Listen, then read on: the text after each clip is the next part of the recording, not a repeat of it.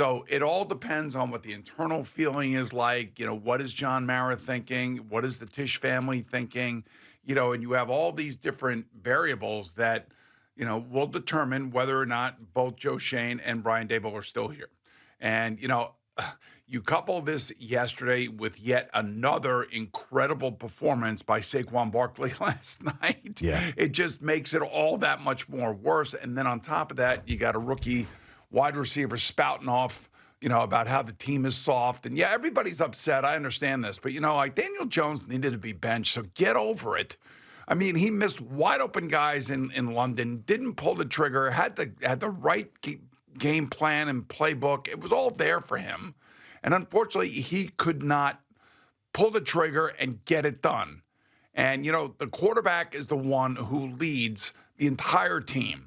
That's the guy that everybody looks at, from the fans, the owners, the coaches, the trainers, the general manager, all the scouts, all the players want that guy to be the man. They want him to be the man, and they paid him to be the man. And unfortunately for Daniel Jones, it didn't work out. What did work out for him is that John Mara is a professional. And he said, you know what? You're right. If you want to leave and you want to go somewhere, and I'm sure Daniel's agent already has like 2 or 3 different, teams on the phone willing to bring him in immediately after 4 o'clock today. And, the players that are left behind have got to get over it. It's part of the business. Is it more, though? Because I thought about your whole situation with the Arizona Cardinals that we've talked about, where they were screwing you out of a bonus and benching you, and how you got a standing ovation because you didn't show up for a couple of days and stood up to the organization. Is it not so much the fact that Daniel Jones was benched because of his performance, but the fact that they made him the 4th-string quarterback, and it was clear that this injury guarantee thing was driving all of this? Is that something where, like, the players are like, damn, like, they really did this guy dirty over some money, and that sits poorly with them? No, totally different situation. By the way, my bonus was $400,000. Well, and I was making just the $700,000. premise I think I was making $750,000. But yeah, I held out because there were other players that had grievances against the Cardinals. Yeah. And I had known about those grievances. And I'll never forget being on I think a plane coming back from Minnesota or something, and one of the players telling me that, you better watch your incentives. I said, what do you mean watch my incentives? He goes, know what your incentives are, because if you know what they are, they're going to end up pulling the rug out from under you, because that's what they do here. And that was the mentality within the team. This is different. They knew that Daniel Jones got the money instead of Saquon Barkley. I'm just telling you, this team is go home. They go home last night and they watch the Eagles and the Rams, and they watch Saquon Barkley running all over the field. And they're going, that guy should be in our backfield, not in that backfield. And we gave our quarterback all the money. I'm just telling you. So that's the reality of the situation. And, and Saquon's performance last night was just, if you didn't see it, folks, 26 rushes, 255 yards, 2 rush TDs. He ran for 72 and 70-yard runs last night, and he had 4 receptions for 47 yards. He had more yards himself yesterday against the Rams than the Giants' entire offense had against the Buccaneers. Yeah, I mean, it just makes it even worse. And I understood at the time why they didn't sign Saquon Barkley, but it just adds so much fuel to this fire now. And if there's any chance, I mean, that Daniel Jones gets an opportunity to play on a team that's still involved in a playoff race and then plays well there after he signs somewhere, probably later today, I mean, that's just going to compound things even more. And I heard CeeLo say this morning that I didn't realize he had this many interceptions, but Xavier McKinney now, he has 7 interceptions. Oh, he's killing them for the Green Bay Packers. Right. Yeah. I knew he was playing well, but 7 interceptions, that's just another one of those things. And I know it was a Jet, not a Giant, but you have Mekhi Becton tweeting out yesterday, man, football's fun again. I'm so happy. And everybody that seems to leave this area, whether a Jet or a Giant, Mike Williams, Xavier McKinney, Saquon Barkley, Mekhi Becton, on and on and on, end up being happier and better players. I kind of feel like both of these teams are where the Knicks were for like 20 years. And now I feel like players want to come play here now after they had this little magical run last year. And all of a sudden now guys want to come here. There is something about what's going on with both of these franchises. It's hard to really put your finger on it. There are certain guys that are in charge that you'd like to think that we would have that we did believe in. At least I believed in Joe Douglas. That's 100%. I'll go to my grave saying he knows what the hell he's doing. Now, did he get it right with everybody? No GM does. As a matter of fact, I mean, a lot of these teams, again, like so the Xavier McKinney thing for the Packers, they got a young defense. They had money, so they could overpay for safety, which they felt like they needed. Yeah. The Giants couldn't pay for a safety because they were paying for edge rushers and the quarterback. Mm-hmm. And it's the way the salary cap gets played out. And if you really have a good front office, you're looking to poach certain players from certain teams, knowing that it's a financial crunch. So when you give that player a contract offer, you'd like to think that when said player says, okay, I'll take that, but I'll go back to my original team to see if they can match it. The team that's making the offer already knows that the original team's not gonna match it. You know what I'm saying? Yep. And I kind of feel like that kind of happened with Xavier McKinney in this regard with the Green Bay Packers. But saying all that, I mean, the Giant fans, there is a silver lining. Right now, you're number 2 in the draft pecking order. You're right behind Jacksonville. You're ahead of the Raiders, believe it or not, who are just abominable as well. So you're there, and now this is where the season gets interesting because we saw yesterday a number of teams get knocked off that were on their way to playoffs by teams that got no chance going to the playoffs. And the Cowboys are one of them. Yeah, which is, and that's another thing that just looked so bad for the Giants yesterday. There's some of these other bad teams that at least battled a little bit, like the Carolina Panthers. Tennessee Titans. Like the Tennessee Titans, like the Dallas Cowboys. I mean, it's just absolutely no fight, no will, no anything. And then to hear the players, I mean, multiple players calling the team soft yesterday, which is just one of those terms that, like, when you start saying that, that's one of the worst. Quit and soft, like the 2 worst things you could possibly say. And they were saying about themselves. And it is funny, and I'm sure that, CeeLo will have it, but it was Bruce Beck, the happiest man in the world, that was asking Malik Neighbors those questions. Like, how'd you feel you guys played today? And he was like, soft as F. Well, I'll tell you what, if I'm the coach, guess what? You're putting on your pads, you're putting on your helmet, and we're going out there and we're practicing. If I'm going down, I'm going to make it miserable for everybody. And I know it's a delicate thing for Brian Daboll. It's not an easy thing. Think about everything that he's gone through. And as a coach, he was the NFL Coach of the Year 2 years ago. His coaching hasn't changed. I mean, he's the same guy. Maybe a little thinner. Yeah. But I would just say that, not much has changed other than, the quarterback situation has been pretty much a nightmare.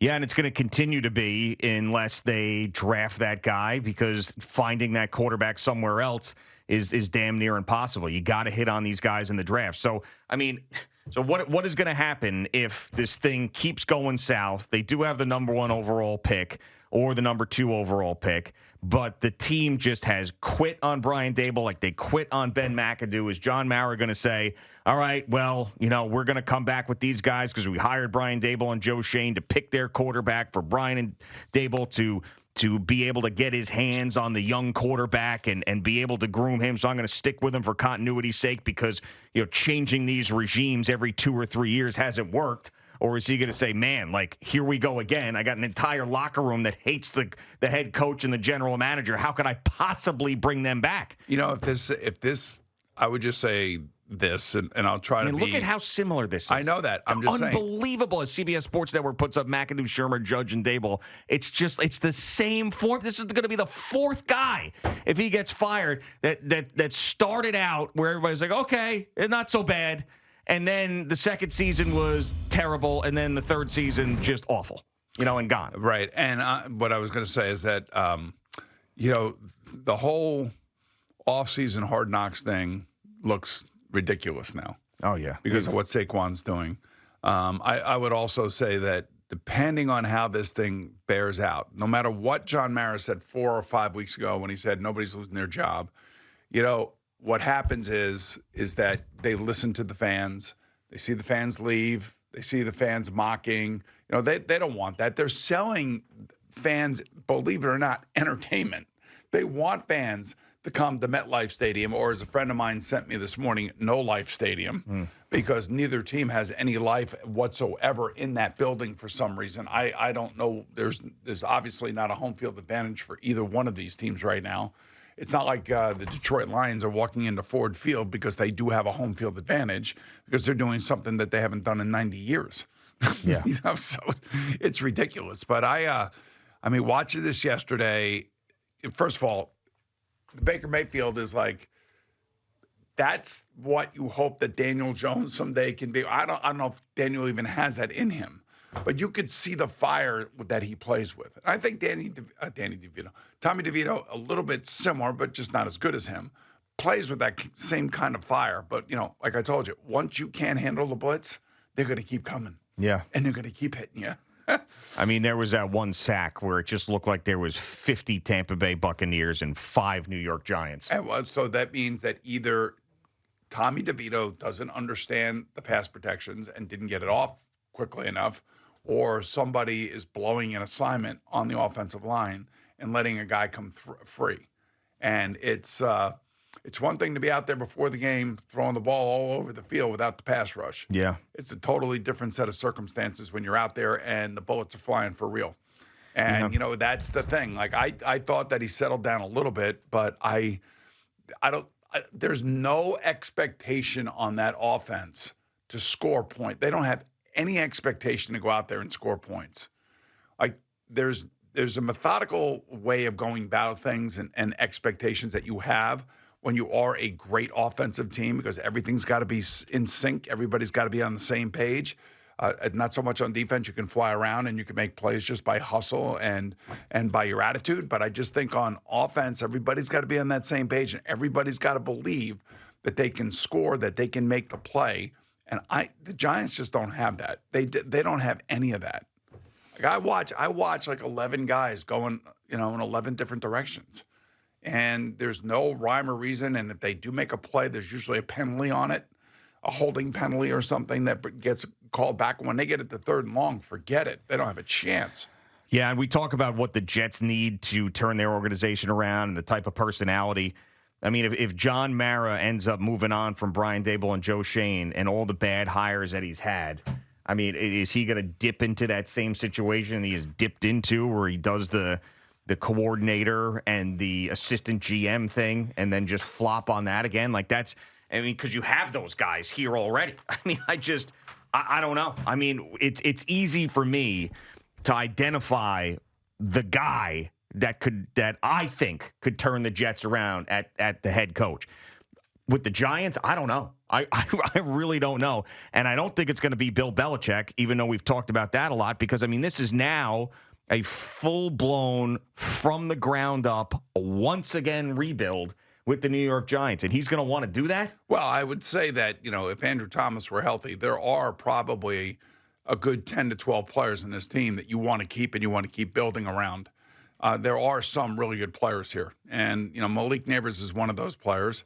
They're going to have a very high draft pick and maybe the first overall pick. They may be able to get Shedeur Sanders, although, watching him against Kansas this weekend, I just want to watch him. Like, when he plants his foot and he throws it, it's like, boom, it's right there. But there's a lot of, like, moving around and, like, secondary plays.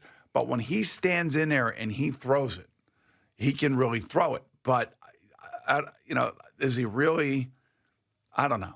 I don't necessarily know that it jumps off the page to me, but he's going to be the first quarterback taken. Yeah, I mean, in this year, that's what matters for the Jets and the Giants. I mean, the Jets could end up right up there too, by the way. And I can't wait to see what this week brings as far as Jets news is concerned about if Aaron Rodgers is going to step back on the field again. Because, I mean, some of this stuff that's swirling around everywhere, I would not be surprised if he was done for the year. We didn't see him play another game. I told you he's hurt. Well, right. And then he's denying imaging. Is it because he doesn't want to know what his injury is, or does he have one of these like weird like radiation theories? I'm serious. Yeah, I don't know. I don't know about that. I would think that he knows what he's got injured. He knows. Of course he knows. And he knows what it feels like, and he probably doesn't want to be told that his hamstring's off his leg, off his bone. I give him credit because he's out there busting his ass and he's trying to win. It's not been pretty. Yeah. And it's not easy, man. When you got all of this like expectation that has been on him for a year and a half, and the Achilles goes, then the knee gets twisted, then I believe the hamstring gets ripped off the bone. That's what I think.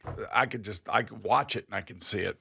Yeah. So we'll get a McAfee interview tomorrow, I'm assuming, and lay it all out. I mean, I don't know, man. I don't know what to tell you about moving on from him now or what he's going to do. That's the wild card. I have no idea. Could he release him? I mean, I have to look at the cap situation. No. I think there would be way too much money that they would get hit with. The one thing I will say is that his contract is not guaranteed next year. The contract's not, but there's still a cap hit that goes along with a roster bonus or bonus. Well, he's not playing here next year. I think that's been established. So I wonder. I mean, why would he continue to play with an injury if he has any designs on playing next year and he's not going to be a Jet and the team is out of it? Why would he fight through this? What I just don't understand is like how this whole thing fell apart so fast. It's hard for me to understand that, especially coming into the season. And I know they added Devontae Adams late, but I wish they would have added him when I wanted him to be added, and that would have been in August. Right. That would have been the smarter move. But I don't know, man. This whole thing went south so fast. Like the last 6 weeks, this whole thing came crashing and burning down for the Jets. I mean, they were in the game against Minnesota and the Broncos. And those two games, to me, are what decided the fate of Rob Saleh, and I think just really tore Woody up. Whatever it was around those games that got him upset, that ultimately ended up getting rid of Joe Douglas, and Rob Saleh was right around those games.